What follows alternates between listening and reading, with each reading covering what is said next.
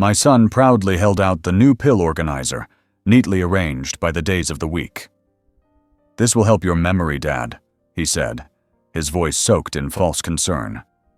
He didn't know that the head pharmacist, George Sullivan, had served with me in the Navy in cryptography. He didn't know that Sully had already spotted the dangerous combination of drugs and had warned me. He didn't know that the pills in my hand were placebos, and that the real poisoned ones had already been catalogued and hidden as evidence. I obediently took the pill.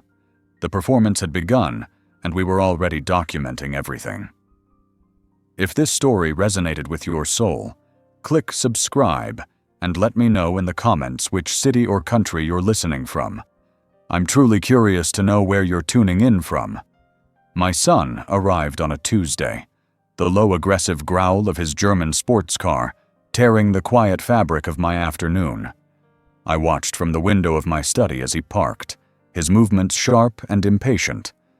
I am Elias Thorne, 80 years old, and for 32 years of my life, I served in the United States Navy as a cryptographer. My world was one of signals, of patterns, of the vast, silent ocean of information that flows beneath the surface of spoken words. My life now, in this quiet house overlooking the sea, was still one of patterns, but of a different sort. The predictable migration of birds, the shifting of the tides, the slow, orderly march of my own solitary routines. Richard's arrival was a deviation, an anomaly in the data stream, and my every instinct, honed by decades of listening for discordance, went on high alert. He entered the house with a blast of cold air and an even colder performance of cheerful concern. His smile was a bright, brittle thing that did not reach his eyes. His voice was a register too loud for the quiet rooms, full of a booming heartiness that felt rehearsed. I observed him as I would a coded transmission from an unknown source. The surface message was one of filial duty and love. But the tells, the small inconsistencies in the signal, betrayed a different meaning. I saw the way his eyes darted around the living room, not taking in the familiar objects of his childhood, but performing a quick, proprietary inventory. I noted the slight tension in his jaw, a muscle twitching just beneath the skin, a sign of suppressed agitation.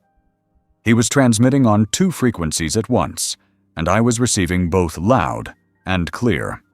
From a sleek leather briefcase, he produced the object of his visit. He placed it on my polished dining room table with the air of a man presenting a great and thoughtful gift. It was a 7-day pill organizer, a long, brightly colored plastic box with 14 compartments, 2 for each day of the week. The lids were labeled in large, simple letters, the colors of the rainbow, a condescendingly cheerful design meant for someone with the cognitive capacity of a small child. This object was his opening move, his statement of intent. It was a declaration that he no longer considered me a competent adult. He saw me as a problem to be managed, a system that was failing and required external control. He began his briefing, his tone slow and patient, as if explaining a complex topic to a simpleton. He spoke of my health, of his worries, of conversations he had with a new doctor, a specialist he had found for me. He spoke of the importance of a strict medication schedule for a man my age. Every word was a carefully chosen piece of cover text, designed to obscure the true nature of the operation. While he spoke, he began to unpack a series of amber prescription bottles, lining them up on the table like soldiers on parade. I remained silent, a passive observer, but my mind was active, gathering intelligence. I noted the name of the doctor, a man I had never heard of. I noted the name of the pharmacy, a large impersonal chain store I never frequented. I noted the names of the medications themselves, unfamiliar chemical compounds that meant nothing to me yet, but which I committed to memory. He began the ritual of filling the organizer. His hands, usually so steady and decisive in the world of business, had a slight but noticeable tremor as he sorted the various pills. There were small chalky white tablets, glossy blue capsules, and flat scored ovals of a pale, clinical pink. He worked with a focused intensity, his head bent over his task, carefully placing the correct combination into each small compartment. He was a bombardier, carefully loading the payload that was meant to disable my command and control center, my mind. I watched this performance of meticulous care, and I saw it for what it was, the precise and deliberate act of laying a trap. When he was finished, he snapped the final lid shut with a sharp plastic click. The sound echoed in the quiet room. He pushed the completed organizer across the table to me. His work was done. He had established the new regimen. I did not protest. I did not ask a single question. In my old line of work, confronting a hostile agent with an unverified suspicion was a fatal error. The first step was always to retreat, to go deep into cover, to observe the enemy's methods and gather irrefutable proof before making a single countermove. I looked at my son, at the mask of loving concern he had so carefully constructed, and I played my part. I allowed a look of weary confusion to cross my face. I nodded slowly, a gesture of placid, grateful acceptance. I reached out with a hand that I allowed to tremble slightly and touched the bright plastic box. His relief was a palpable thing, a visible loosening of the tension in his shoulders. He had met no resistance. The target had been pacified. He stayed for a few more minutes, filling the air with more empty pleasantries, and then he was gone. The sound of his car engine receded, leaving a silence in the house that was deeper and more menacing than before. I sat alone at my dining room table for a long time, the rainbow-colored pill organizer the only object in my line of sight. It was a bright, cheerful, insidious thing, a declaration of war disguised as an act of love. I reached out, my hand now perfectly steady, and opened the compartment for Monday morning. I looked at the 3 small, unfamiliar pills nestled inside. The hostile transmission had been received, and in the quiet, orderly fortress of my mind, the slow, patient work of decryption had already begun. The first dose was not a pill, but a piece of intelligence, and the mission to acquire it began the following morning.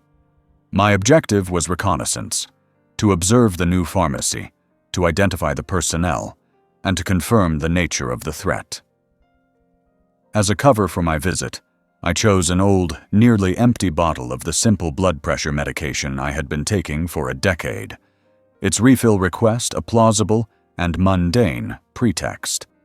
The drive to the address Richard had provided took me to a newer, more anonymous part of town. The pharmacy was a large, glass-fronted box, one link in a national chain, set in a vast parking lot. Its very architecture spoke of volume and impersonality, a stark contrast to the small neighborhood apothecary, where I had been a customer for 30 years, a place where the pharmacist knew my wife's name and had offered his condolences when she passed. This new place was a sterile environment, perfect for an anonymous and clinical betrayal. The automatic doors hissed open into a space that felt less like a place of healing and more like a brightly lit supermarket of ailments. The air was a mixture of antiseptic, artificial cherry flavoring from cough drops, and the cloying scent of cheap magazines. I navigated the wide, clean aisles, my footsteps silent on the polished linoleum, my gaze sweeping the area with the ingrained habit of a man entering an unsecured room. The pharmacy counter was at the far back, a raised platform behind which the business of dispensing chemicals was conducted under the unforgiving glare of fluorescent panels. Behind the counter, a young man with a thin, wispy beard and a perpetually anxious expression was counting pills on a small tray. I recognized him from the photograph on the Employee of the Month plaque near the entrance. He was the weak link. I placed my old prescription bottle on the counter. The plastic made a small, sharp sound in the quiet. The young pharmacist looked up, and his eyes immediately darted away from mine, fixing on a point somewhere over my shoulder. He was unable to hold a direct gaze, a classic tell of a man burdened by a guilty conscience. He took the bottle, his fingers slightly slick with sweat, and turned to his computer terminal without a word. His shoulders were hunched, his posture defensive.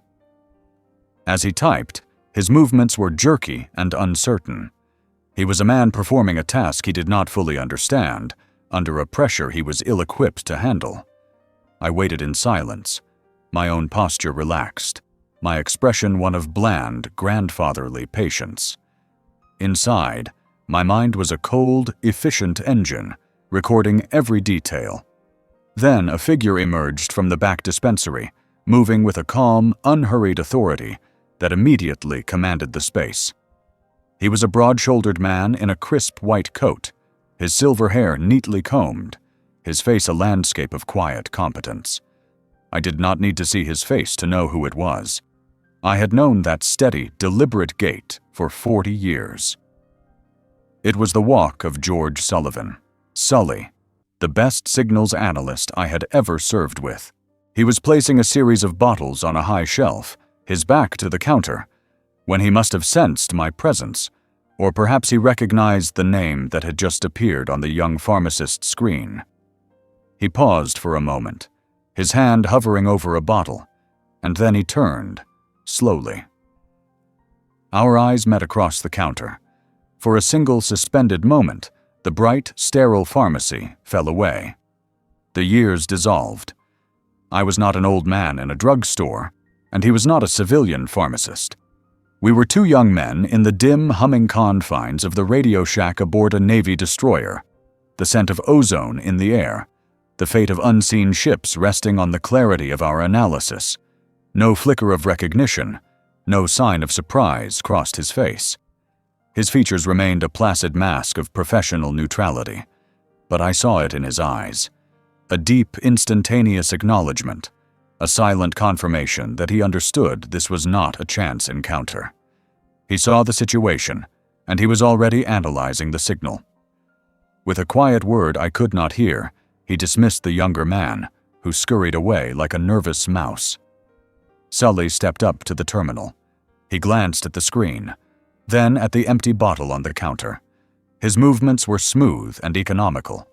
As he worked, he casually swiveled the monitor on its rotating base, a small adjustment to improve the viewing angle for the customer, a gesture so natural it was completely invisible as a deliberate act.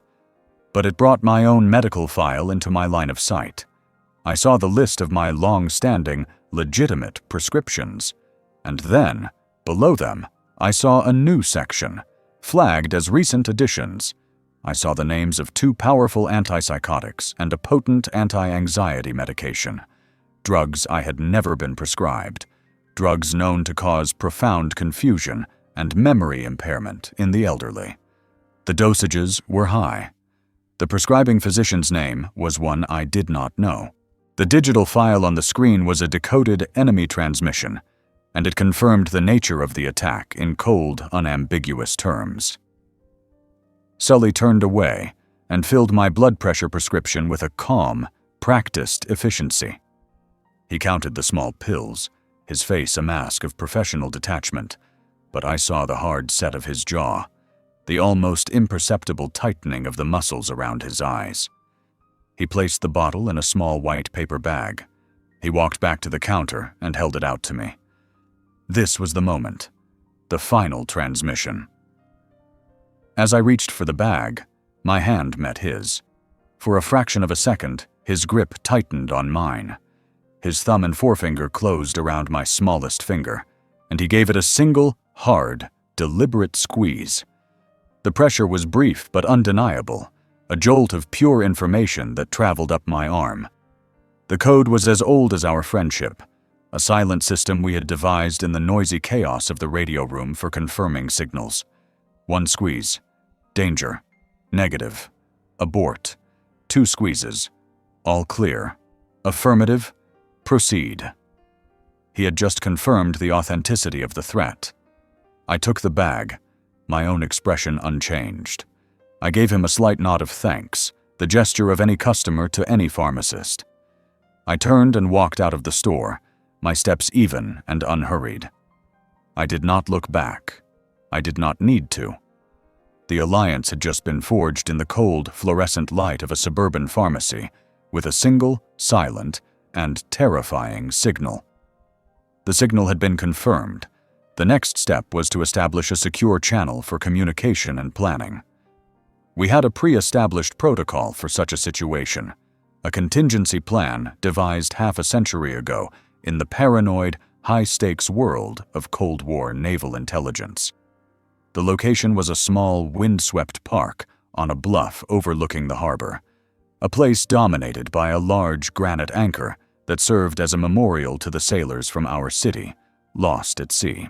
It was a place of memory, of solemn duty, a fitting backdrop for the pact we were about to make.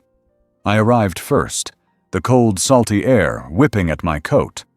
I sat on a particular bench, one that faced the gray, churning water, but also offered a clear, strategic view of all approaches to the park. I was a solitary old man, a common enough sight, my presence unremarkable. I was also an operative, securing a location before a clandestine meeting. A few minutes later, Sully arrived. He did not approach me directly.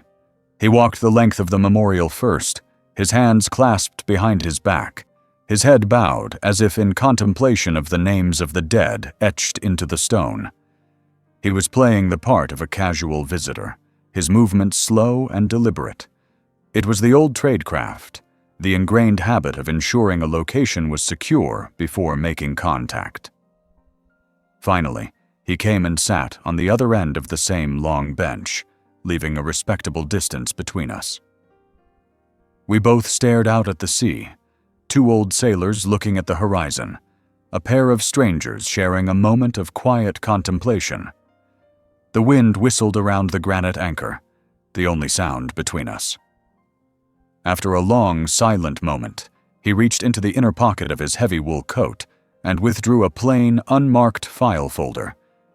He did not hand it to me. He placed it carefully on the space of the bench between us, a neutral territory. I understood. This was his intelligence briefing.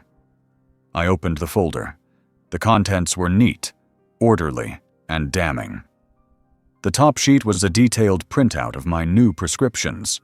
Beside each drug name, Sully had written, in his familiar sharp block letters, a series of notes on its known side effects: confusion, memory loss, dizziness, paranoia. He had then drawn a hard red line connecting two of the prescriptions, and beside it, a stark underlined annotation: severe adverse interaction, cumulative neurotoxic effect. It was the technical, pharmaceutical confirmation of my son's intent. My son was not trying to help my memory. He was trying to chemically dismantle it. The next page was a short, typed profile of the prescribing doctor, a man whose medical license had been reviewed twice for overprescribing controlled substances to vulnerable patients. The third page was a profile of the young, nervous pharmacist, a recent graduate with significant gambling debts, according to the public records Sully had accessed. He had identified the weapon, the arms dealer, and the compromised co-conspirator. As I reviewed the documents, I felt a cold, professional calm settle over me. The emotional sting of the betrayal was being superseded by the intellectual clarity of the problem. This was no longer a family matter. It was an operation. When I had finished reading, I closed the folder. It was my turn to brief him. From my own coat pocket, I produced the rainbow-colored pill organizer. I opened the small, condescendingly labeled lids for Monday, Tuesday, and Wednesday, revealing the strange, unfamiliar pills within. I did not need to explain what it was or who had given it to me. The object itself, so bright and childish, spoke volumes about the nature of the attack against me. It was a symbol of my son's profound, insulting underestimation of my faculties. I then took out a small, leather-bound notebook from my pocket, my first logbook entries from the past few days, and opened it for him to see. He leaned over slightly, his eyes scanning my neat, precise entries, the dates, the times of Richard's visits, my notes on his behavior, the catalog numbers I had assigned to the first few authentic pills I had saved in their tiny evidence bags. He read everything, his expression grim. Then he took a small blank notepad and a pen from his own pocket. He turned to a fresh page. He did not write a long, explanatory sentence. He drew a simple, elegant flowchart. A box labeled Pills from R had an arrow pointing to a box with my initials, E.T. From that box, one arrow pointed to another labeled Evidence, numbered and dated, while a second arrow, labeled Placebo, identical, pointed back from a box with his initials, G.S., to mine. It was a perfect schematic of the counter-operation. He then wrote a single word at the bottom of the page and underlined it twice. Documentation. He looked at me, his eyebrows raised in a silent question. I gave a single firm nod of agreement. The plan was ratified. The alliance was forged. We sat in silence for a few more minutes. Two old veterans who had just agreed to go to war one last time. The shared history between us, the years spent in the close, high-stakes environment of naval intelligence, had created a bond of trust that needed no verbal reinforcement. He knew I would perform my role with discipline. I knew he would supply me with the tools I needed with unwavering reliability. He stood up first. He left the file folder with the intelligence briefing on the bench.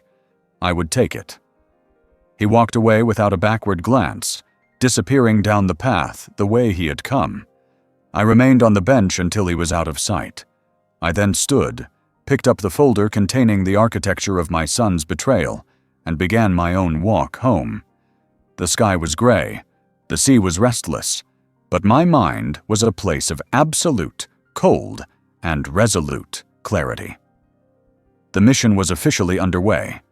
The plan, in its elegant simplicity, demanded one thing from me above all else: a performance of absolute, convincing authenticity. The days between my meeting with Sully and my son's next scheduled visit were spent not in waiting, but in deep and methodical preparation. I was no longer merely a target. I was an actor, preparing for the most difficult role of my life. My study became my rehearsal space. I did not study books on naval history or cryptography. Instead, I sat for hours with medical journals and pharmaceutical textbooks that Sully had discreetly passed to me, wrapped in the cover of a popular novel. I read detailed clinical descriptions of the symptoms the drugs were intended to induce. I learned the subtle nuances of chemically induced confusion, the specific patterns of short-term memory loss, the flat effect and slowed speech that were the hallmarks of the poison my son had prescribed.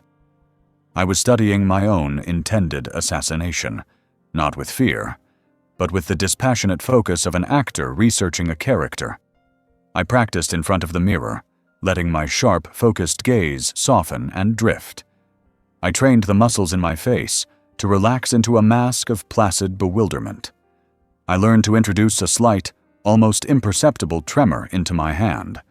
I was forging a new identity, a new signal to transmit, one that would be perfectly calibrated to my son's expectations. The day of Richard's visit, the performance began in earnest. My first act was the exchange.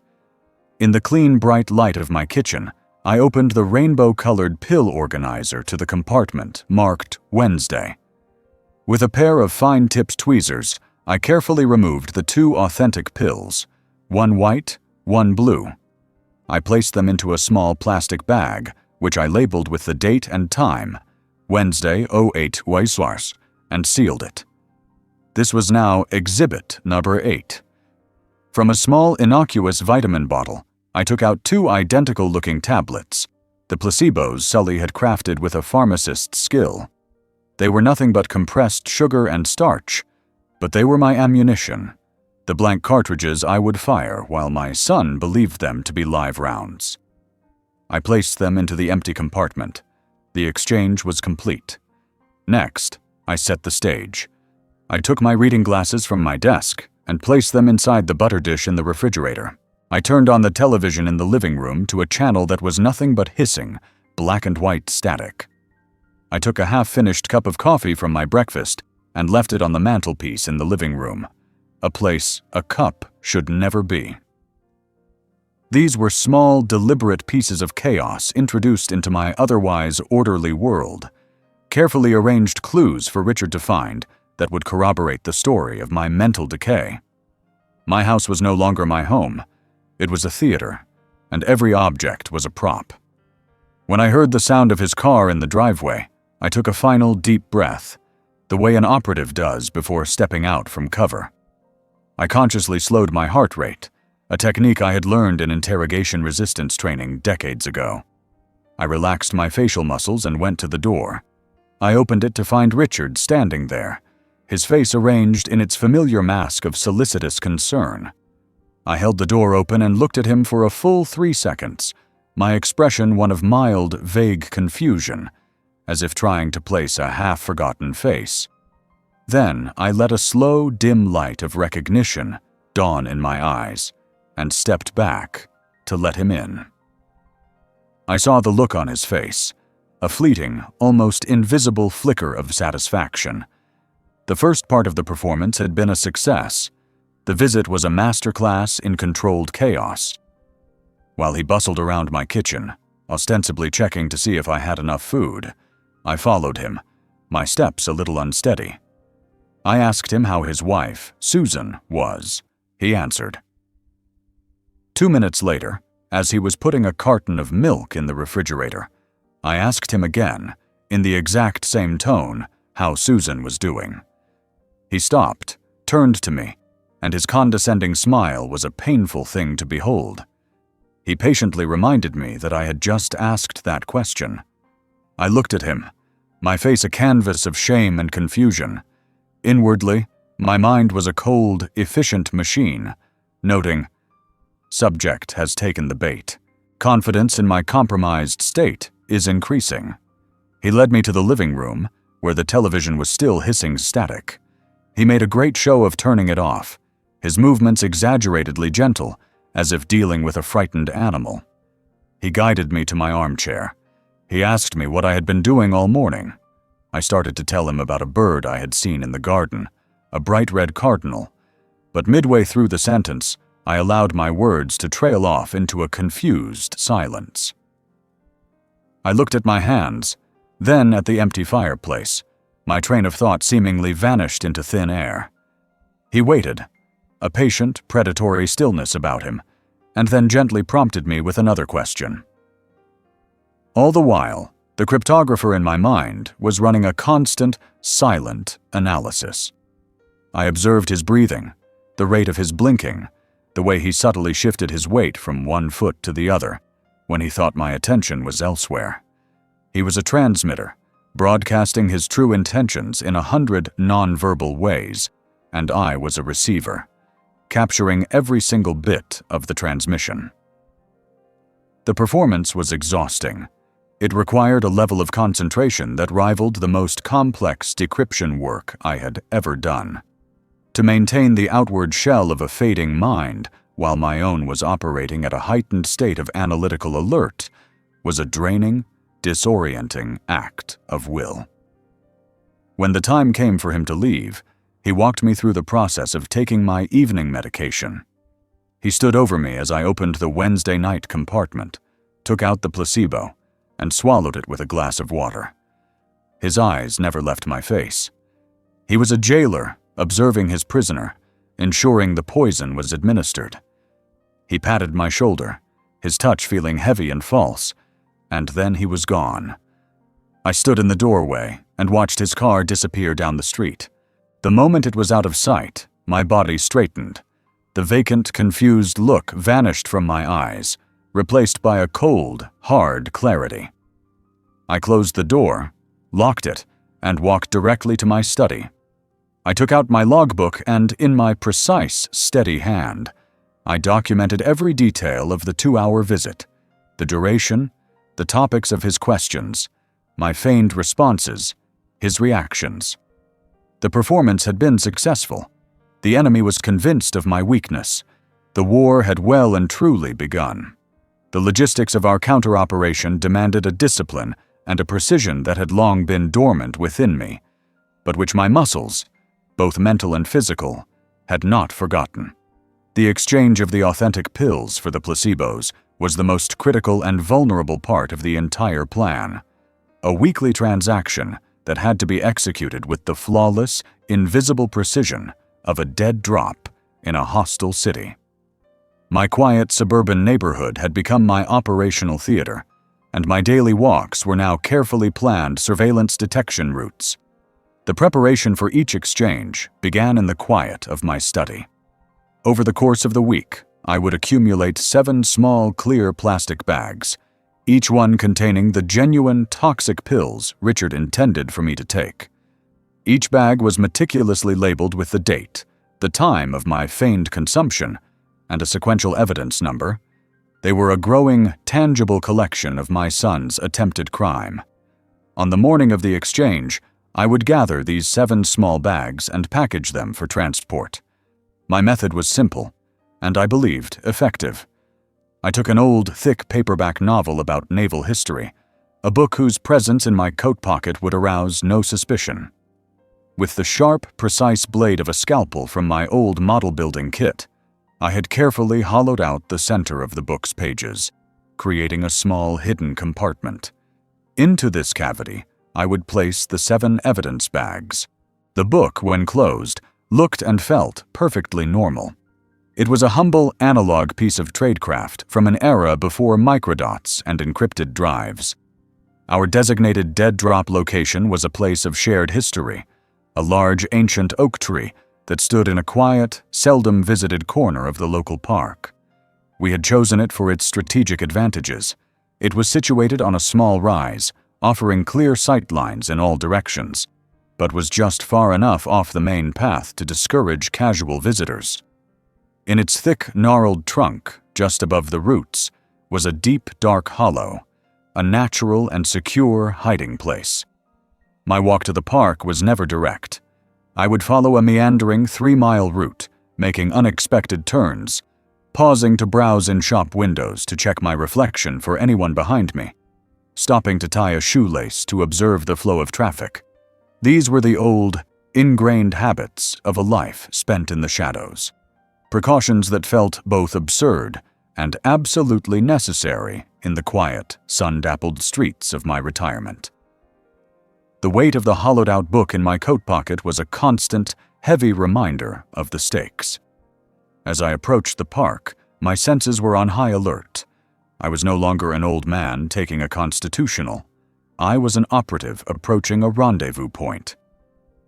I entered the park and began a slow, casual circuit of the main path, my gaze sweeping the area, noting the handful of other people. A young mother pushing a stroller, a pair of teenagers on a bench, a man throwing a ball for his dog. They were all part of the ambient, civilian background noise, their concerns a world away from my own. When I was certain the area was clear, I made my approach to the old oak tree. I did not walk directly to it. I stopped nearby, pretending to admire a small cluster of winter flowers, my back to the trunk, all the while listening, feeling the subtle shifts in the atmosphere around me. The moment came. The park was still, the nearest person 100 yards away. In a single fluid motion, I turned, stepped to the tree, reached into my coat pocket, and slid the book deep into the dark, woody hollow. My hand, inside the opening, brushed against another object, a small cloth-wrapped parcel. I grasped it, withdrew it, and placed it into my now empty pocket. The entire exchange took less than 5 seconds. I then stepped away from the tree and continued my walk, my pace unchanged, my expression one of mild, pleasant contemplation. As I walked, my gloved hand inside my pocket, I felt the new parcel. It contained a series of small, hard, pill-shaped objects. It was a successful exchange. A memory, razor-sharp and cold, flashed in my mind. Another dead drop, 30 years ago, on a rain-slicked street in Hamburg. The package then had been a roll of microfilm, the stakes a network of naval informants. The feeling, however, was precisely the same. The cold thrill of a successful transfer, the metallic taste of fear, and the profound, isolating loneliness of the work. My return journey was just as cautious. I did not head straight home. I completed another circuit of the park before exiting and taking a different, equally circuitous route back to my house. Only when the front door was locked securely behind me did I allow myself to relax. In the privacy of my workshop, I unwrapped the parcel Sully had left for me. Inside were 14 perfect replicas of the pills Richard had supplied, 7 white, 7 blue. Sully's skill was remarkable. They were identical in size, shape, and even the faint, chalky sheen of their coating. These were my weapons for the coming week, the harmless sugar pills that would fuel my son's confidence and build my case against him. One by one, I took them and performed a reverse of my son's condescending ritual. I filled the empty compartments of the rainbow-colored pill organizer from Thursday to the following Wednesday. The small plastic lids snapped shut, each one a small, satisfying victory. The organizer was now reloaded, my cover for the next week secured, the chain of evidence unbroken. I sat at my workbench, the newly filled organizer before me, a symbol of my quiet, defiant control over my own life. The operation was proceeding according to plan. If my life had become a covert operation, then the heart of that operation, its command and control center, was a simple cloth-bound accounting ledger. It was a handsome, durable book, the kind used for permanent records, with a marbled cover, a red ribbon marker, and pages of thick, high-quality paper, numbered in a neat, small font. I had chosen it specifically for these qualities. This was not to be a diary of my feelings, but an official log, a document of record whose physical integrity was as important as the information it contained. Each night, long after the pretense of the day was done, I would retreat to the inviolable quiet of my study, lock the door, and begin the meticulous process of documenting the war. This was when I would shed the skin of the confused, doddering old man I had become for my son. My posture would straighten, the deliberate vacant look would leave my eyes, and my mind, after a day of forced inactivity, would come alive with the sharp, cold, analytical clarity of my former profession. The ritual of the log was a comfort, a return to the discipline that had structured my life for 30 years. Each entry began with a military-style date-time group, a habit I had never lost. DTG 2200Z09OCT 2025. It was a declaration that this was not a casual recollection, but a formal, timed entry. My first task each night was the logging of the physical evidence. I would retrieve the 2 authentic, toxic pills I had feigned to take that day from their temporary hiding place. I would place them on a clean white sheet of paper. Beside them, I would place the front page of that day's newspaper, its headline and date clearly visible. I would then use a small digital camera to take a series of high-resolution photographs from multiple angles. This was the irrefutable, time-stamped proof that these specific pills were in my possession on this specific day. After photographing them, I would place the pills into a small, clear plastic bag, along with a slip of paper noting their assigned evidence number. The bag would then be sealed and placed in a growing collection inside a locked metal box in my safe. It was a slow, painstaking process, the work of a forensic archivist. After the physical evidence was secured, I would open the ledger. I had formatted its pages using a 2-column system, a method I had adapted from my signals intelligence work. The left column was headed Cover and the right Intel. In the Cover column, I documented my performance for the day. My entries were dry, objective, written in a clipped, formal style. For example, 0945, target initiated video call to observe morning medication. Consumed placebo, Nadur 15, white tablet, and Radur 16, blue capsule. Maintained character of mild confusion throughout. Claimed to have misplaced my library book. In the Intel column, I recorded my actual analysis of the day's events. This was the true log. 09:45. Target appears increasingly confident in cover story. No longer asks probing questions. Now accepts my confused state at face value. Signal security on his end is degrading. Mentioned in passing a meeting with his lawyer, an indicator he is likely proceeding with legal preparations. As I wrote, my mind would often drift back to the radio room of the USS Dale. I remembered the long, silent hours of the mid-watch, the air thick with the smell of ozone and hot vacuum tubes, the only light the green glow of the radar screens. I remembered the heavy logbooks, identical to the one now on my desk, in which we recorded every whisper of static, every faint coded transmission from the abyss. Our pens had to be as precise as a navigator's sextant. A single misplaced digit in a time code, a single misidentified frequency could render a vital piece of intelligence useless, or worse, dangerously misleading. That discipline, forged in the relentless pressure of the Cold War, was now my greatest weapon. I was on watch again, and the stakes were just as high. I expanded my surveillance. A small motion-activated audio recorder, disguised as a power adapter, now captured every conversation that took place in my living room. Each night, I would transfer the audio file, label it by date, and add a note in my log. Intel. Audio file 10 OCT 2025 secured. Target made reference to finalizing the paperwork and getting Dad the help he needs. Phrasing is consistent with preparation for a competency hearing. I had even installed a micro camera, concealed in the spine of an old copy of Moby Dick on my bookshelf, its lens a tiny, unblinking eye that captured a wide-angle view of the room where Richard conducted most of his performances of filial concern. The logbook grew, page by filled page. It became a dense, detailed chronicle of a gaslighting campaign, a scientific study of a son's betrayal. It documented the subtle shifts in Richard's methods, the increasing boldness of his lies, the growing certainty of his victory. But it also documented my unbroken chain of evidence, the steady daily accumulation of truth. The book was a paradox. To an outsider, it was the obsessive, paranoid scribbling of a failing mind, a perfect piece of evidence for Richard's case. But when paired with its key, Sully's testimony, the saved pills, the audio and video files, it was transformed.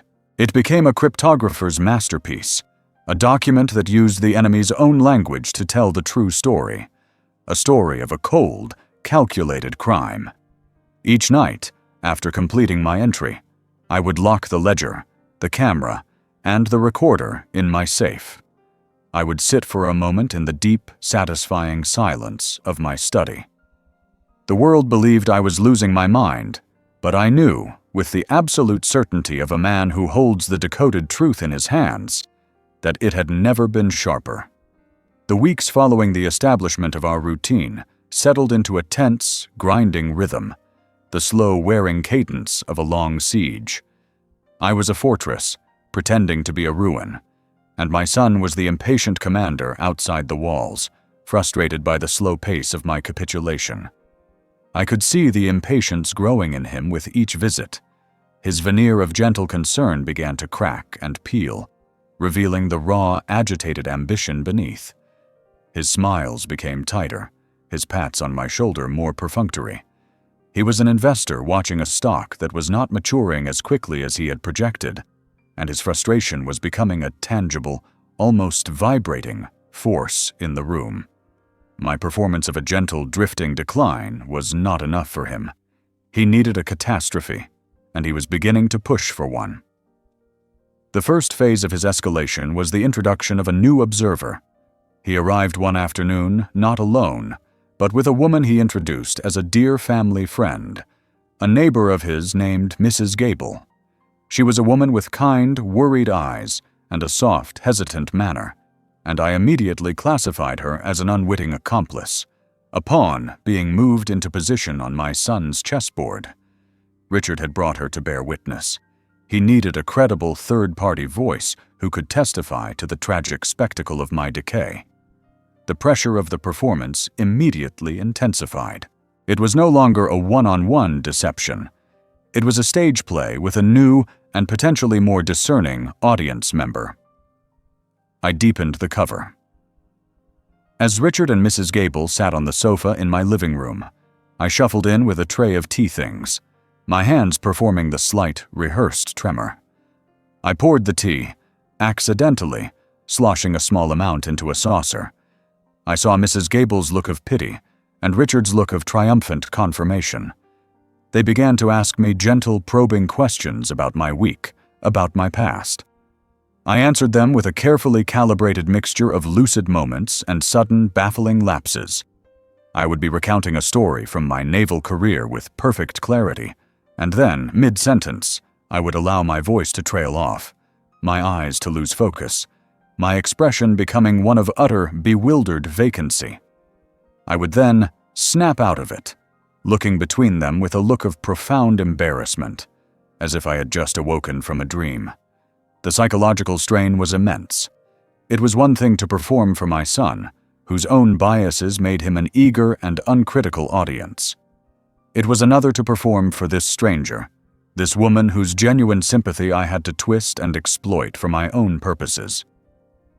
As I sat there, feigning a struggle to remember my own grandson's name, a memory, sharp and cold, surfaced from the deep archives of my past.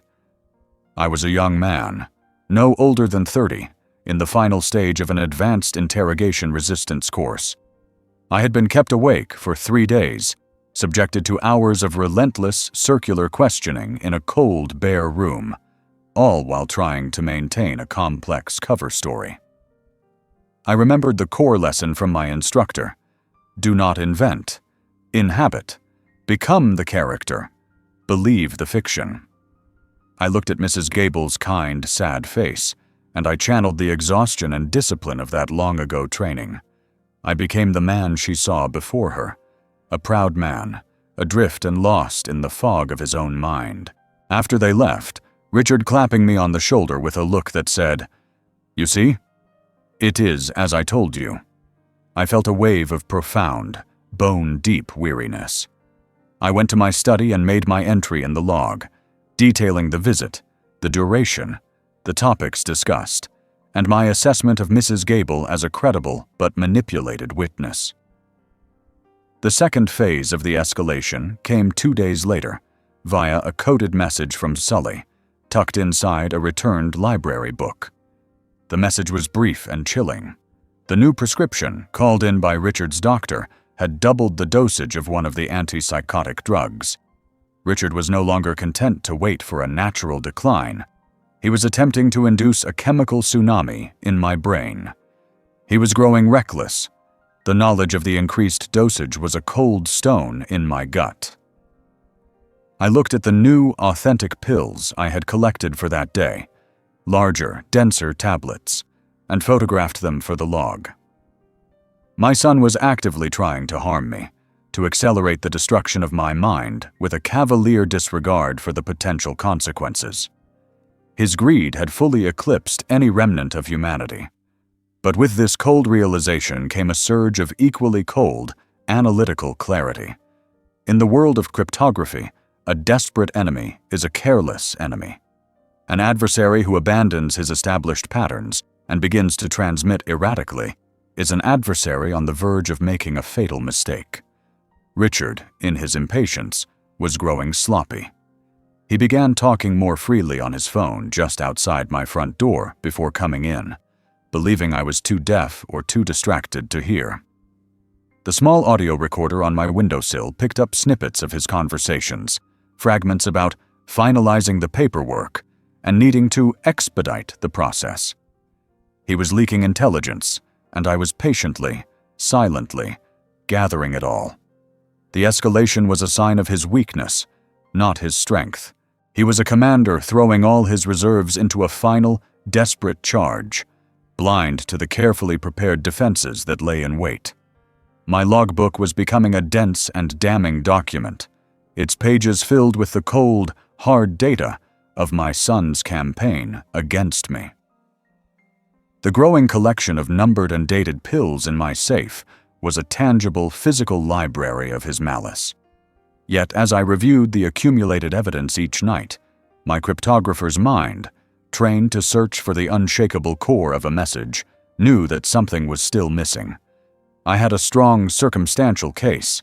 I had motive. I had opportunity. I had a detailed record of his actions. But a clever lawyer could still attempt to muddy the waters, to paint my meticulous log as the paranoid fantasy of a deteriorating mind, Sully's testimony as the misguided loyalty of an old friend. I needed the keystone. I needed the enemy's own signal, the direct, unencrypted transmission of his guilt, a piece of evidence so absolute it would vaporize any possible defense. The signal that it was coming arrived through our established library dead drop. Tucked within the pages of a dense biography of Admiral Nimitz was a note from Sully. It was not his usual brief operational update. It was a single sheet of paper with a hand-drawn map of a different branch of the city library, one across town, with an X marked over a specific carrel in the reference section. Below the map was a date and a time. The change in protocol was a clear and unambiguous communication. The intelligence he had acquired was too sensitive for our usual familiar channels. This was a high-value asset, and its transfer required heightened security. The intervening 48 hours were a trial of discipline. I continued my performance for Richard, who visited once during that time, his impatience now a palpable, almost vibrating aura around him. I feigned a new level of decline, a slurring of my words, a tremor in my hands that was only half-acted, the result of the immense, coiled tension within me.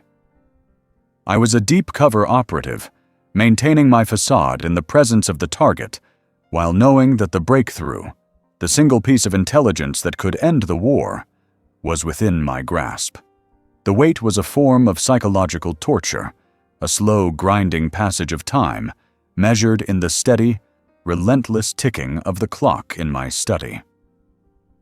On the appointed day, I made the journey across town.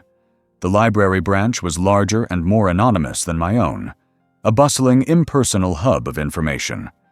I moved through it slowly, an old man browsing the shelves, but my senses were on high alert, my eyes constantly scanning, using the reflections in the glass of the display cases to monitor the space behind me. I was performing surveillance and counter-surveillance, the old instincts of a life spent in the shadows now serving me in the bright public space of a municipal library. I saw nothing to arouse suspicion. I made my way to the reference section, a quiet, cloistered area in the back of the building. I found the carrel marked on Sully's map. It was empty. On the small desk, a single thick book, a legal encyclopedia, lay closed. I sat down, my back to the wall, and opened the book.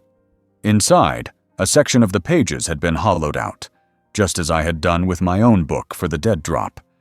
And nestled in the cavity was a plain, letter-sized, manila envelope. My heart, a traitorous and undisciplined organ, hammered against my ribs. I did not open it there.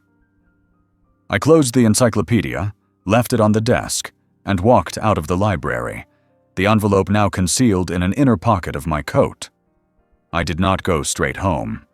I drove a long, circuitous route, my eyes constantly checking my rearview mirror, ensuring the package and I were not followed. Only in the secure, locked quiet of my own study did I allow myself to examine the contents. My hands were perfectly steady as I opened the flap of the envelope. Inside were two items. The first was a single sheet of paper, a photocopy of a prescription. It was the one for the increased dosage of the antipsychotic, but it was not a clean copy. Scrawled across the bottom, in the hurried, looping script of the young, corrupt pharmacist, was a handwritten note, the kind a person makes to himself, a reminder. The note was a direct, unfiltered transmission from the heart of the conspiracy. It read, "Per RT phone call. Double dose effective immediately. Says bonus is confirmed if progress is seen by EOM." RT Richard Thorne. The mention of a bonus was the explicit confirmation of a cash-for-crime transaction. It was a signed confession. The second item was a small black USB flash drive. I plugged it into the secure offline laptop I used for this operation. A single video file appeared on the screen. I clicked it. The video was grainy, shot from a high, fixed angle, but the contents were perfectly, damningly clear. It was silent security footage from the pharmacy's back office. It showed the young pharmacist counting out pills. Then Richard entered the frame. He looked around, then slid a thick white business envelope across the counter. The pharmacist took it, discreetly hefted it in his hand, and then, with a furtive glance toward the door, slid it into his pocket. He then passed the bag of medication to Richard. It was the entire criminal conspiracy, from motive to execution, encapsulated in 30 seconds of silent, grainy video. I looked at the screen, at the image of my own son bribing a man to poison my mind, and I felt not rage, not sadness, but the profound, cold, and absolute certainty of a cryptographer who has just broken the enemy's master code. This was the turning point. This was the victory condition. I took the photocopy and the USB drive. I created a new, final section in my logbook.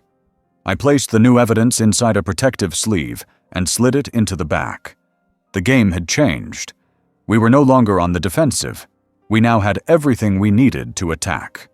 With the acquisition of the final, irrefutable proof, the operational parameters of my mission shifted. The phase of quiet, passive intelligence gathering was over. The evidence I now possessed was not merely a shield to defend my own competence. It was a sword, forged and sharpened, ready to be wielded. Sully had already, through his own discreet channels, identified the man we would need to command the final, legal phase of this war. His name was Harvey Grant, a man whose reputation was built not in the polished boardrooms of corporate law, but in the gritty adversarial trenches of the courtroom. He was a former military prosecutor, a man, Sully's research indicated, who held a particular and visceral contempt for those who exploited the vulnerable. The time had come to transfer our carefully compiled intelligence to a legal authority who could weaponize it. The day of the meeting, I prepared the briefing dossier with the same meticulous care I would have used for a flag officer. It was no longer just a logbook and a collection of pills. It was a comprehensive case file.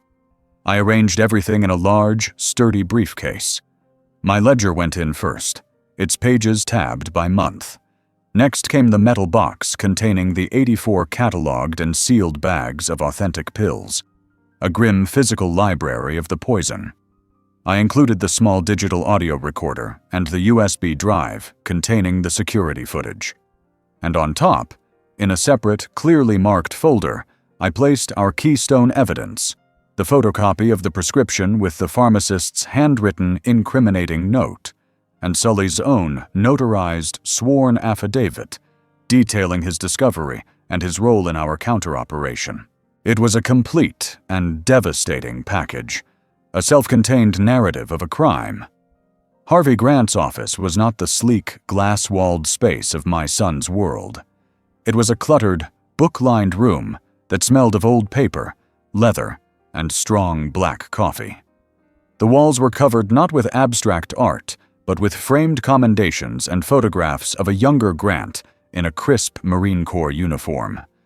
The man himself matched his environment.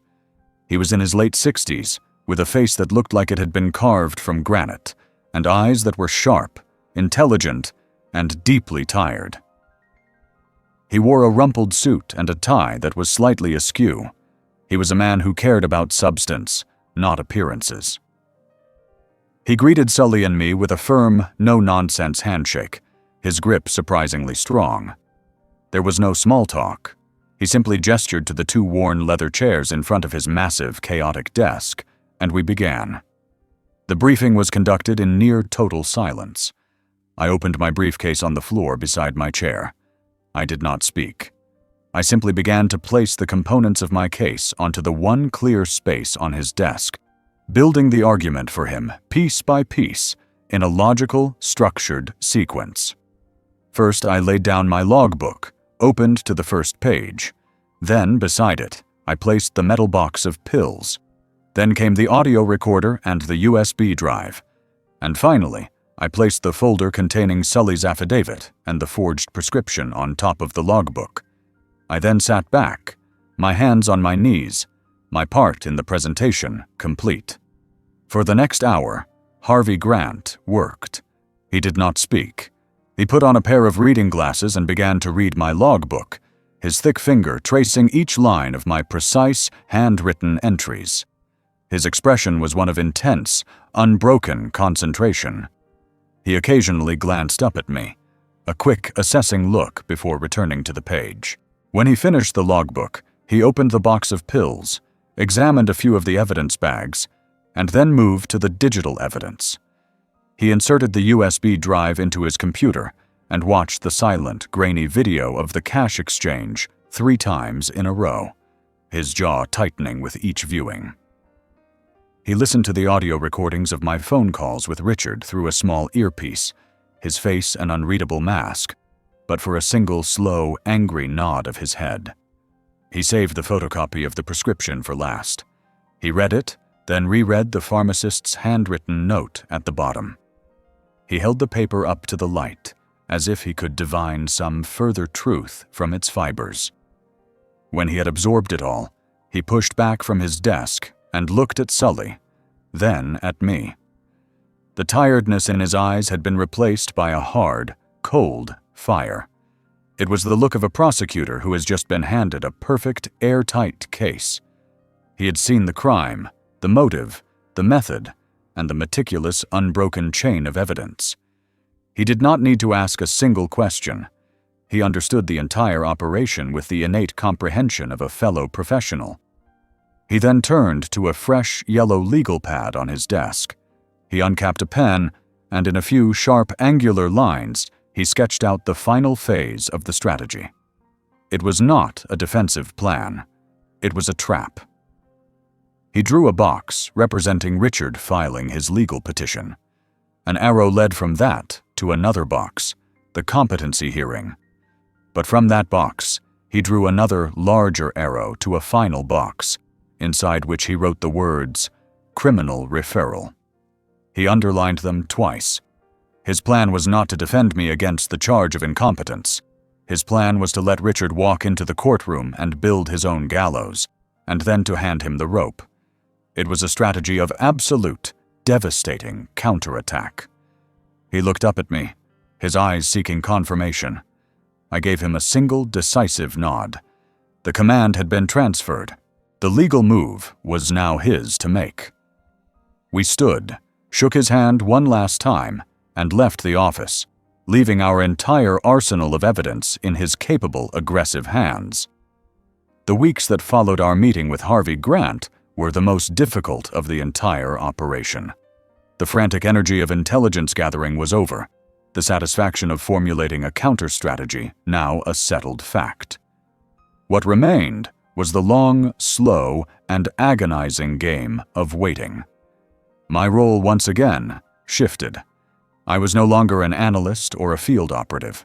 I was the bait. My sole function was to remain perfectly still, to appear helpless and enticing, to lure the predator into the kill zone that Grant was now legally preparing. Every day became a new, exhausting performance. My house a stage, and my life a carefully constructed fiction designed to be consumed by an audience of one. My cover deepened. I allowed a fine layer of dust to settle on the bookshelves in the living room. I left newspapers unfolded on the sofa. I allowed the garden, my usual point of pride, to show the first signs of neglect, a few weeds bravely pushing up through the flower beds. These were all small, calculated details of chaos, a deliberate degradation of the meticulous order that had defined my existence. To Richard, these would be the undeniable signs of a mind in retreat, of a man no longer capable of managing his own affairs. To me, they were strategic camouflage, a landscape carefully designed to make the enemy feel secure, to encourage his final, reckless advance. Richard's visits became more frequent, more purposeful. He was no longer just observing. He was actively building his case. He would arrive with a camera, taking photographs of the manufactured disarray, the dusty shelves, the unwashed coffee cup in the sink, his face a mask of sorrowful documentation. I would watch him from my armchair, my own expression one of placid indifference, while the operative inside me took careful notes. He was documenting his own deception, creating a perfect time-stamped record of the very trap he was walking into.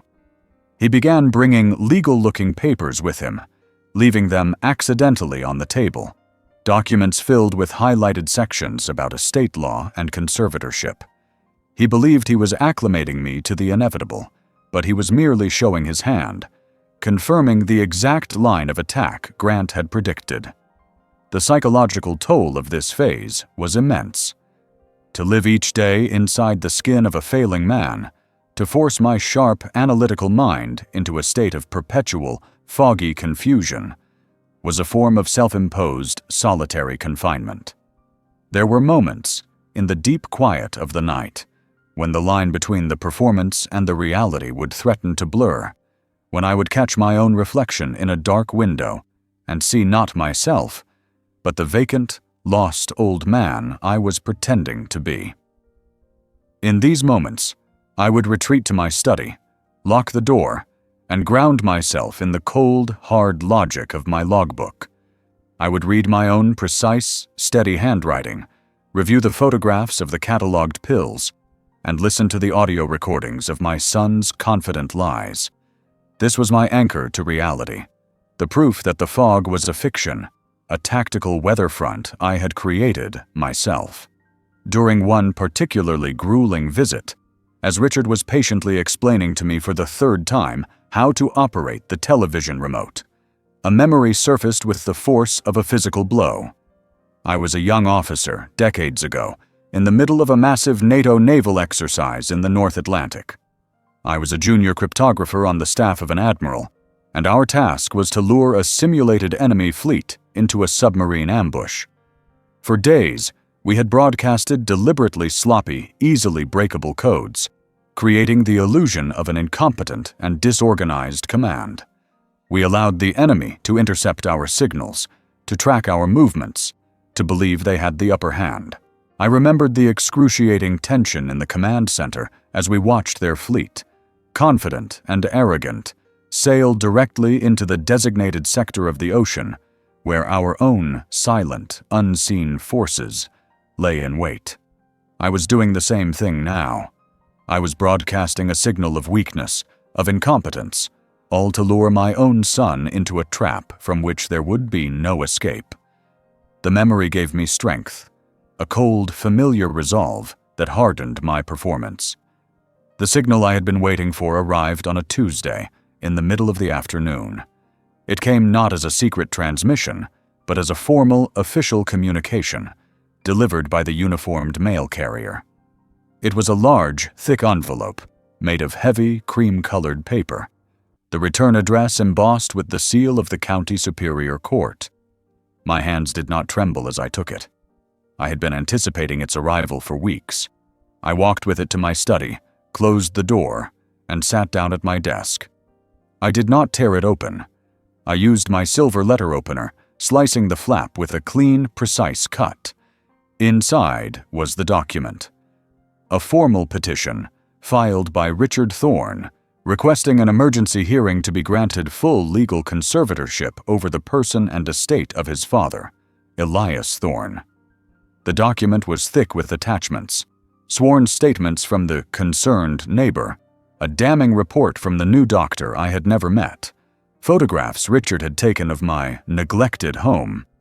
It was a comprehensive and, on its surface, compelling case, and at the end, a date and time for the hearing.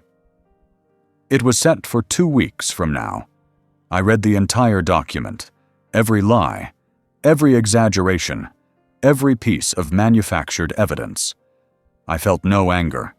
I felt only the quiet, profound satisfaction of a strategist whose opponent has just made his final, predicted, and utterly fatal move. The trap was now sprung. I picked up the small anonymous burner phone Sully had given me for emergencies. I dialed the number for Harvey Grant. I did not speak when he answered. I simply let the phone ring twice, the prearranged signal, and then I hung up. The message was sent. The target had entered the kill zone. The courtroom was a cold and sterile theater, and I was its lead actor, prepared for my final performance. I sat beside Harvey Grant at the defense table, my body slumped slightly in my chair, my hands resting limply in my lap. I had allowed my face to go slack, my eyes to hold a distant, unfocused gaze that seemed to wander aimlessly around the ornate ceiling. To any observer, I was the perfect image of a man adrift in the fog of senility, a tragic figurehead at the center of a sad but necessary legal proceeding. Across the aisle, my son, Richard, sat with his lawyer. He was the picture of solemn, grieving responsibility, his dark suit perfectly tailored, his expression a carefully composed mask of sorrow. He did not look at me. He was playing his part as well. The stage was set. The proceedings began, and Richard's lawyer laid out his case with a smooth, practiced compassion. He was a skilled storyteller, weaving a narrative of my tragic decline, his voice resonating with a deep, theatrical sympathy. He spoke of my distinguished naval career, painting a picture of a sharp, brilliant mind, only to contrast it with the heartbreaking confusion that had supposedly claimed me in my old age. He was framing the hearing not as an adversarial process, but as an act of love, a necessary step to protect a beloved father from himself. It was a masterful performance. He called his witnesses. First, the neighbor, Mrs. Gable, who testified with genuine, tearful sincerity about my recent eccentricities. The unkempt garden, the time she saw me speaking to my wife's rose bushes. She was an honest woman, and her testimony, born of true concern, was all the more powerful for it. Then came the doctor I had never met. His sworn, notarized statement was read into the record, a clinical and damning document filled with medical jargon about cognitive decay and the urgent need for managed care. And finally, Richard himself took the stand. This was his moment, the culmination of his long campaign. He spoke with a choked, emotional voice, recounting the stories I had so carefully fed him. He told the court about my lost keys, my forgotten appointments, my nonsensical rambling conversations. He played a short audio recording of one of our phone calls, and I listened to the sound of my own voice, artfully manipulated to sound weak, lost, and utterly confused. He looked at the judge, his eyes shining with unshed tears, and he spoke of the heavy burden of a son who must make the terrible decision to save his father from his own failing mind. The courtroom was silent, thick with a heavy, sympathetic sadness. The case against me was comprehensive, emotionally compelling, and, on its surface, utterly convincing. When he finished, his lawyer announced that the petitioner's case was rested. The judge, an older woman with intelligent, discerning eyes, looked at me with an expression of profound, weary pity. She then turned her gaze to my lawyer. "Mr. Grant," she began, her voice soft, "does the respondent have anything to present?" Harvey Grant rose to his feet, not with a burst of energy, but with the slow, deliberate gravity of a man about to move a heavy object. He did not look at the judge. He looked directly at Richard. "Your Honor," he stated, his voice a low, gravelly rumble that cut through the quiet room. "We do not intend to question the petitioner or his witnesses. Their sincerity is not in question, only their facts. The defense would like to present a series of exhibits for the court's consideration." The first exhibit he produced was my own cloth-bound ledger. He placed it before the clerk to be marked, and then presented it to the judge, describing it as my client's detailed personal journal from the period in question, He opened it to the first page and directed her attention to the meticulous, dated entries. A low murmur went through the room. Next, he lifted a heavy metal box onto the table. He opened it to reveal the rows upon rows of small sealed and perfectly catalogued evidence bags, each containing a single toxic pill. He described it as the medication my client was instructed to take, preserved for chemical analysis. The judge's expression of pity began to dissolve, replaced by a sharp, focused curiosity. Richard's face, across the aisle, had gone pale. Then Grant submitted the third exhibit, Sully's notarized 20-page affidavit. The judge began to read. I watched her face as she took in Sully's testimony, his professional credentials, his long history with me, his initial suspicions, his discovery of the dangerous drug combination, and his detailed account of the placebo exchange. I saw her eyes narrow, her back straighten. The pity was now gone completely, replaced by a cold, hard, judicial fury. She looked up from the page, and her gaze, when it fell upon my son, was like a physical blow. Grant did not pause. He presented the fourth exhibit, the photocopy of the prescription, with the pharmacist's handwritten note at the bottom. He read the note aloud to the court, his voice flat and devoid of emotion. Per RT phone call, double dose effective immediately. Says bonus is confirmed if progress is seen by EOM.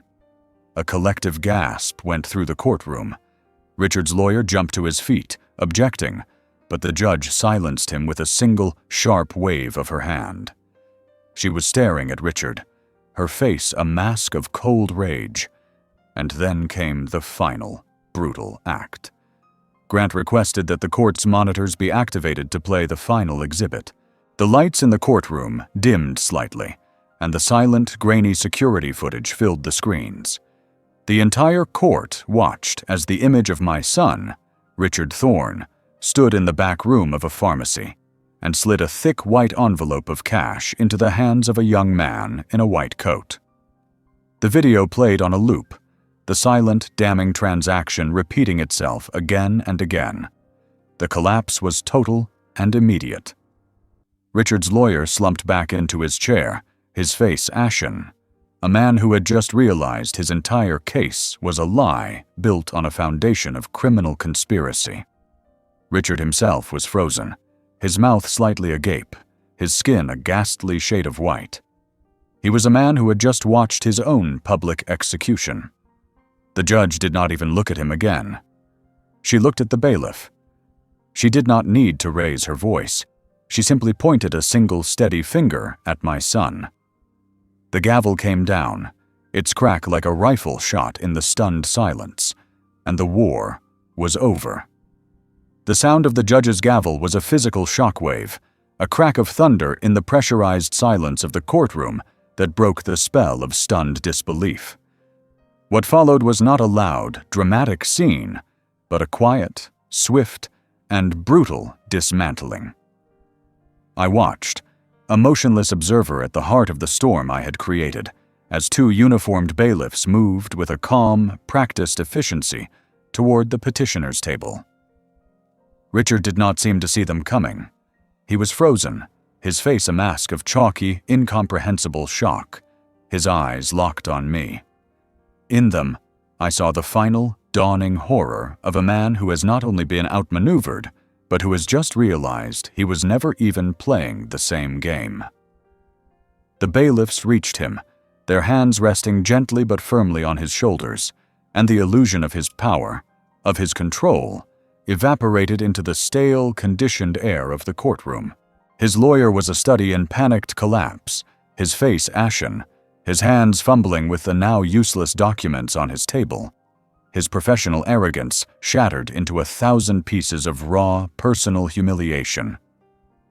Across the room, the young, corrupt pharmacist, who had been brought in as a witness for Richard's character, seemed to physically shrink in his chair, his face buried in his hands. The entire, carefully constructed edifice of their conspiracy had been brought down in a matter of minutes by the simple, irrefutable weight of documented truth. As the bailiffs led my son away, his movements stiff and robotic, our eyes met one last time. I held his gaze, and my own expression was not one of triumph, nor of anger, nor of paternal pity.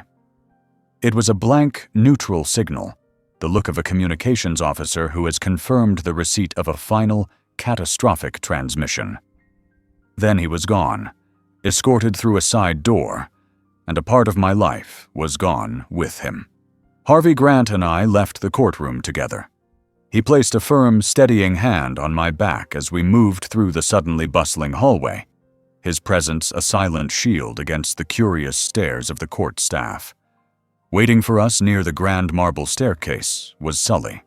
He stood with his back straight, his hands clasped behind him, the very picture of a chief petty officer awaiting a final report from his captain. The three of us stood together for a moment, a silent, victorious trio in the echoing hall. No words were exchanged. None were needed. Grant and Sully shook hands, a brief, firm grip of mutual, professional respect.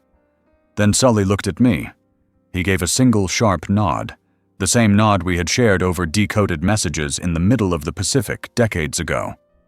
It was a nod that said, "Mission accomplished." I returned it. The alliance, having achieved its objective, was now honorably dissolved. The taxi ride home was a journey through a muted, alien landscape. The city, which had seemed so fraught with hidden threats just hours before, now looked ordinary, mundane. The tension that had been my constant companion for months, a coiled spring in the pit of my stomach, had finally, completely, uncoiled. The release did not bring elation or joy. It brought only a profound, bottomless, and bone-deep weariness. I was an operative, returning to base after a long and grueling deep-cover assignment, the adrenaline of the mission draining away to reveal the true cost of the fight. Back inside the quiet sanctuary of my home, I locked the front door, and the world, with all its loud, messy consequences, was shut out. The house was exactly as I had left it that morning, but it felt different. It was mine again, unequivocally. The air was no longer thick with the tension of the performance. The silence was clean. My first act was not to rest, but to begin the methodical process of decommissioning the operation. This, too, was a part of the discipline. I went to my study. I took the hidden camera from the spine of the old copy of Moby Dick. I removed its memory card, and with a pair of heavy-duty pliers from my workshop, I crushed it into a small, useless pile of plastic and silicon. I did the same to the audio recorder, erasing its digital memory before breaking its delicate microphone. I was sanitizing the field, destroying the tools of a secret war that was now over.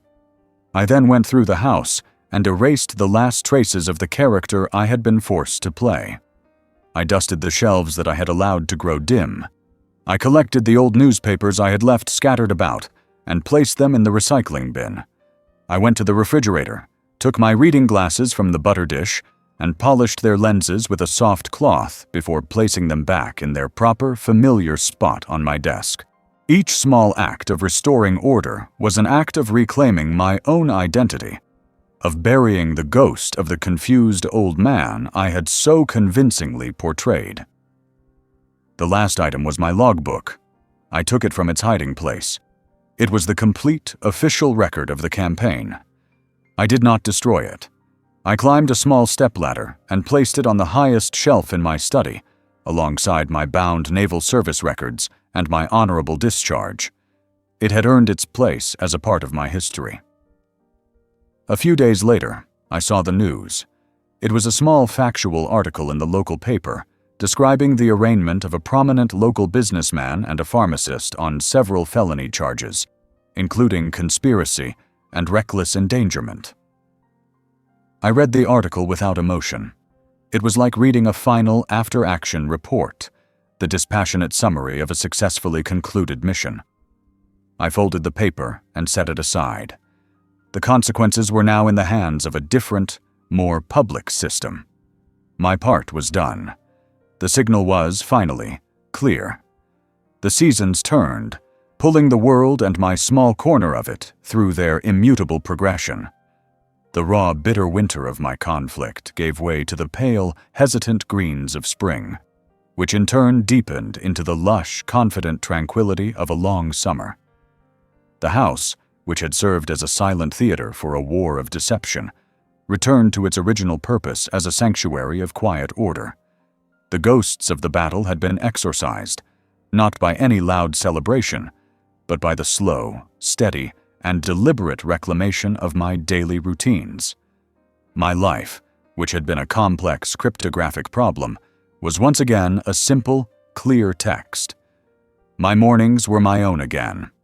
I would rise before dawn and walk the 2 miles to the lighthouse at the point, my steps even and steady on the cool pavement. I would watch the sun rise over the vast gray slate of the Atlantic, the air clean and sharp with the scent of salt and low tide. The walk was no longer a surveillance route, my mind no longer occupied with detecting phantom threats. It was simply a walk, a quiet meditation, a daily reaffirmation of my own physical and mental freedom. I returned home not to a day of tense performance, but to one of simple, solitary purpose. I tended the roses my wife had planted, my hands in the dark, rich soil. I spent my afternoons in the study, not poring over evidence, but losing myself in the clean, logical beauty of old naval charts and the quiet genius of the codebreakers of the past. The house was silent, but it was a silence of peace, not of vigilance. The news of Richard's fate had reached me in the same impersonal way I had learned of his initial legal filings, through a small article in the newspaper. The trial had been swift. The evidence we had compiled was overwhelming, an avalanche of fact that had buried his defense. He was sentenced to a term in a federal prison, not a long one, but long enough to permanently and irrevocably dismantle the life of ambition and status he had so carefully constructed. I read the article, folded the paper, and placed it in the recycling bin. I felt no triumph, no surge of vengeful satisfaction.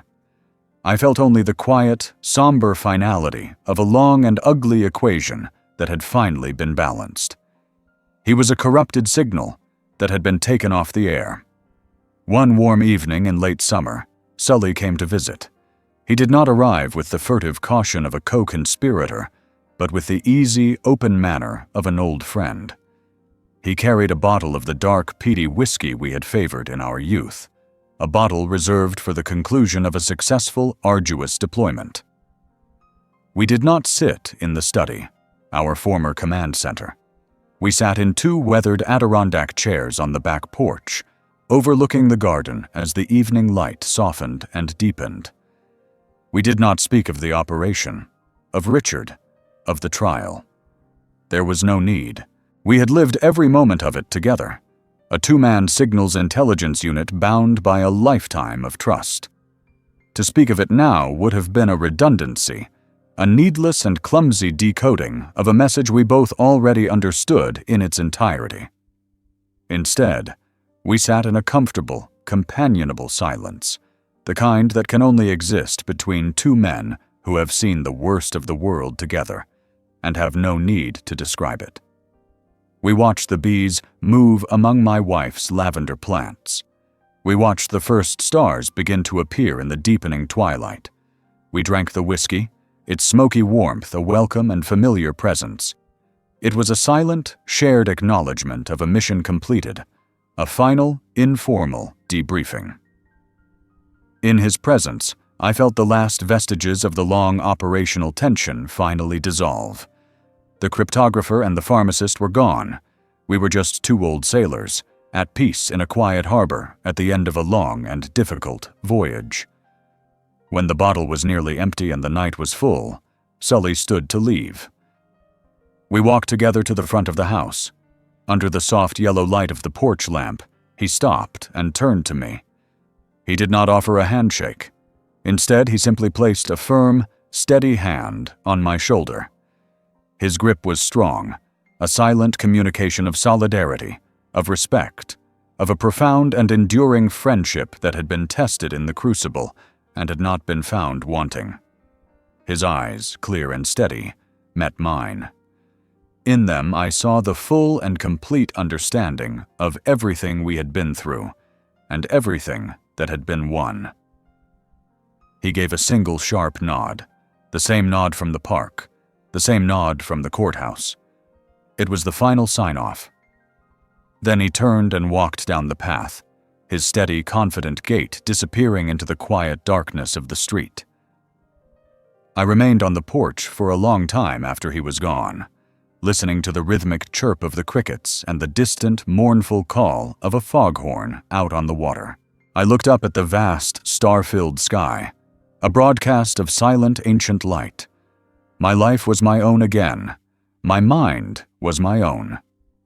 The signal, which had been so dangerously jammed, so nearly lost in a storm of static and deceit, was now perfectly, beautifully, and finally clear. I was alone, but I was not lonely.